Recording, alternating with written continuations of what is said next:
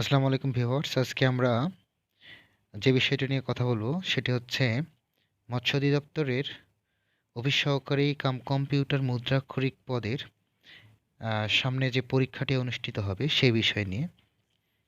তো আপনারা সকলেই জানেন অফিস সহকারী কাম কম্পিউটার মুদ্রাক্ষরিক যে পোস্টটি ১৬তম গ্রেডের, এই পোস্টটিতে বেশিরভাগ সময়ই লিখিত পরীক্ষা অনুষ্ঠিত হয়। লিখিত পরীক্ষাতে পাশ করলে তারপর ব্যবহারিক পরীক্ষার জন্য ডাকা হয়। ব্যবহারিক পরীক্ষাতে পাশ করলে ভাইভাতে ডাকা হয়। তো আমরা সচরাচর যে পরীক্ষাগুলো দিয়ে থাকি, মৎস্য অধিদপ্তরের পরীক্ষাটাও ঠিক একই রকমই হবে। লিখিত পরীক্ষার যে ধরনের প্রশ্ন প্যাটার্ন থাকে সে ধরনের প্রশ্ন প্যাটার্নই হবে। তো চলুন কথা না বাড়িয়ে আমরা আমাদের মূল টপিকসের দিকে যাই। আমরা প্রথমেই বাংলা বিষয় নিয়ে কথা বলি। আমি এর আগে মনে হয় বাংলা বিষয় নিয়ে একটু কথা বলছিলাম। তো বাংলা বিষয়ের যে এই কয়েকটি ইম্পর্টেন্ট টপিকস আছে সে কয়েকটি ইম্পর্টেন্ট টপিকস আমি বলে দিচ্ছি আপনাদের। লিখিত পরীক্ষা তো মূলত এরকম হয় যে বাগধারা ১০টা ২০টা বা ১০০টা পড়লে যে আমি কমন পাবো এমনটা না। হ্যাঁ, তবে ইম্পর্টেন্স যদি আমরা কয়েকটা পড়ে থাকি এরকম, তাহলে হয়তো আমরা কমন পেয়ে যাব। আর এই বিষয়গুলো আমি বারবার করে বলি, আপনারা সবসময় পড়বেন, লিখবেন, সুন্দর করে প্র্যাকটিস করবেন বাসায় রেগুলার, তাহলে ইনশাল্লাহ ভালো কিছু করতে পারবেন। তো বাংলার যে বিষয়গুলো পড়তে হবে সেগুলো হচ্ছে ১ নাম্বার এক কথায় প্রকাশ। তো এক কথায় প্রকাশ পড়বেন বিগত যে পরীক্ষাগুলো অনুষ্ঠিত হয়েছে সেই পরীক্ষাগুলোর প্রশ্ন দেখে এগুলা সলভ করবেন। দ্বিতীয়ত বাগধারা, তৃতীয়ত সন্ধিবিচ্ছেদ। বাগধারা ও সন্ধিবিচ্ছেদ মূলত সূত্র অনুযায়ী পড়বেন সন্ধিবিচ্ছেদগুলো, বাগধারাগুলো গতানুগতিক কোনো বর্ণ ধরে পড়া শুরু করবেন তাহলে তাড়াতাড়ি হবে। অথবা সবগুলাই একই রকম, যে আপনি যদি বিগত ১ মাসে যে কয়েকটি পরীক্ষা অনুষ্ঠিত হয়েছে সেই পরীক্ষাগুলোর যদি আপনি প্রশ্ন পেয়ে থাকেন তাহলে আপনি সে প্রশ্নগুলো সলিউশন করেন, দেখবেন অনায়াসে পাবেন। এরপর আসি কারক বিভক্তিতে। কারক বিভক কারক বিভক্তি আপনারা জানেন, বিভক্তিতে যে নিয়মগুলো আছে সেই নিয়মগুলো একটু দেখলেই বা কারক কেমনে চেনা যায় সেটা যদি আপনারা ধরতে পারেন তাহলে যে কোনো কিছু আপনারা পারবেন। কারক বিভক্তি। এরপরে আসি আমরা বিপরীত শব্দ। শুদ্ধ অশুদ্ধ। শুদ্ধ অশুদ্ধ হচ্ছে মূলত আপনার বাক্যও থাকতে পারে আবার কোনো শব্দও থাকতে পারে। আপনি বাক্য এবং শব্দ দুটাই দেখবেন। তাহলে হবে কি, আপনি সঙ্গে সঙ্গে দুটা জিনিসই পারবেন। যদি আপনার শব্দ থাকে শব্দও পারবেন, যদি আপনাদের বাক্য থাকে বাক্যও তাহলে পারবেন। এরপর আসেন সমাস। সমাস খুব কম আসে, আপনারা একটু দেখে নিতে পারেন সমাসগুলো। রিপিট প্রশ্ন হয়, আমরা প্রায় বারবারই বলতেছি আপনাদের যে প্রশ্নগুলো, আমাদের লিখিত প্রশ্নগুলো সবসময় রিপিট হয় বেশি। দু একটা নতুন আসে, সেটা আপনারা পড়তে পড়তে পেয়ে যাবেন। এরপর আসে অনুচ্ছেদ। প্রায় বেশিরভাগ লিখিত পরীক্ষায় একটা করে অনুচ্ছেদ অবশ্যই থাকে। এখন আবার নতুন সংযোজন করছে, দরখাস্ত লেখার মতো, দরখাস্ত আসতেছে একটা করে।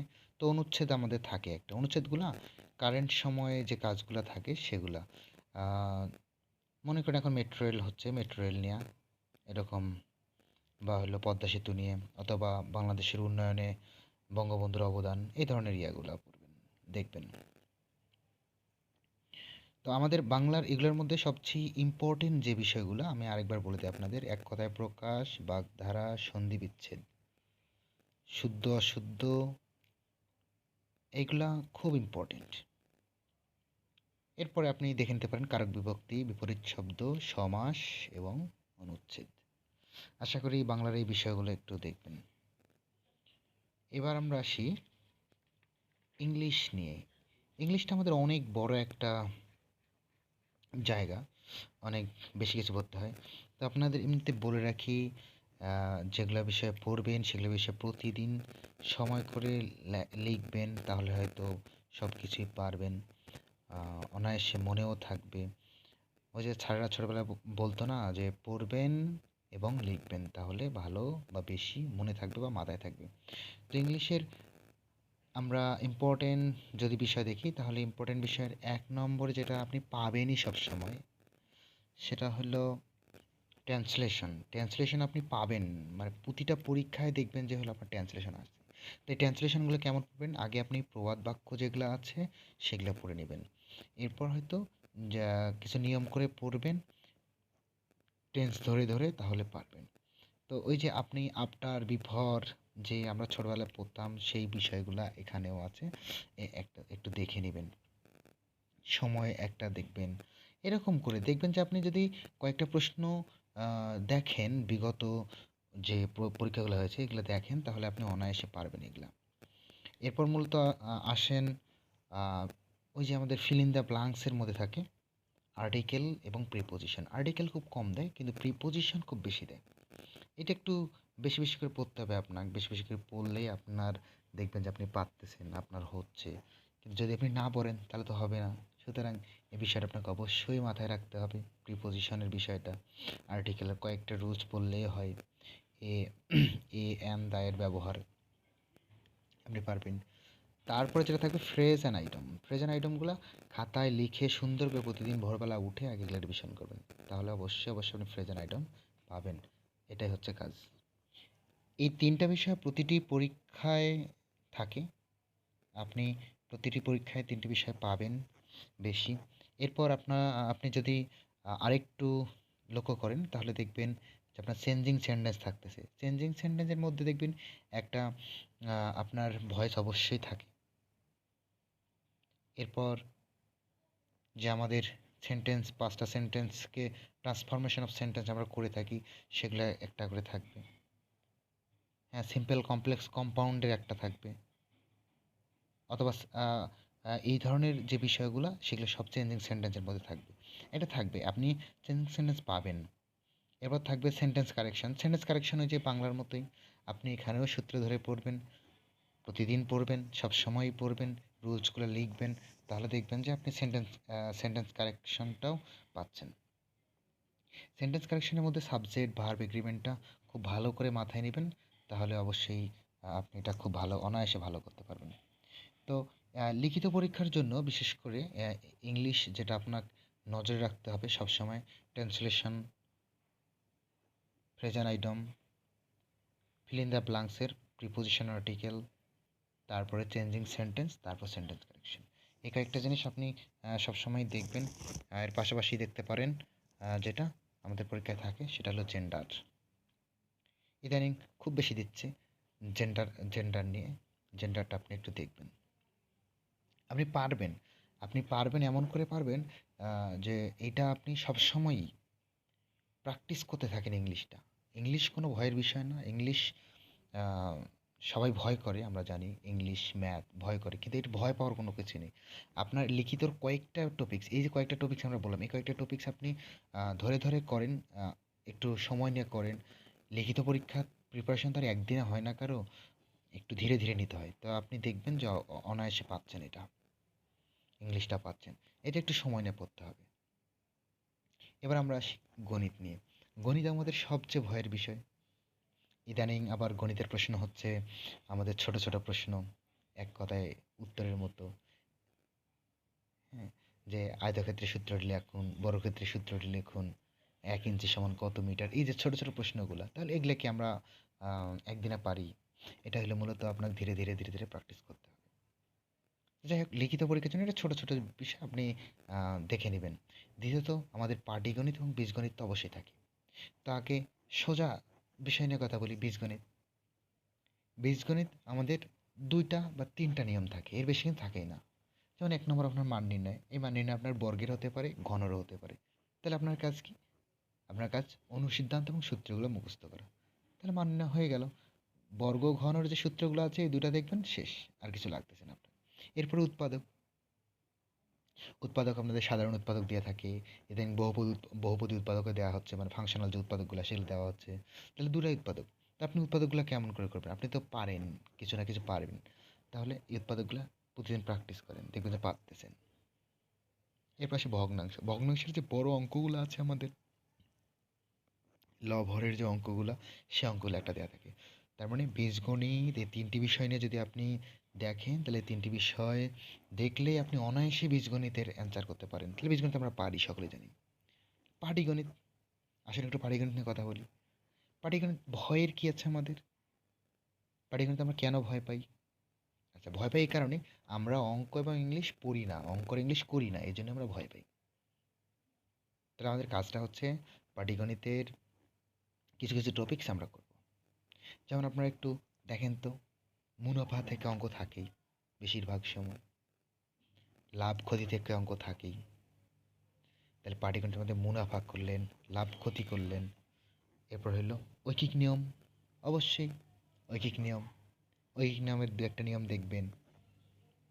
পরিমাপের ওই যে আয়তক্ষেত্রের দৈর্ঘ্য প্রস্থ বা হইলো আয়তন নির্ণয়, হ্যাঁ, এটা একটু দেখে নিলেই তো আমরা পারি। তাহলে এই যে আমরা বিষয়গুলো বলতেছি, এই বিষয়গুলো আমাদের কাজ কি? আমাদের প্রতিদিন সময় করে এটাকে প্র্যাকটিস করা, তাহলে ইনশাল্লাহ আমরা পারবো। এরপরে আমাদের আর কি করতে হবে?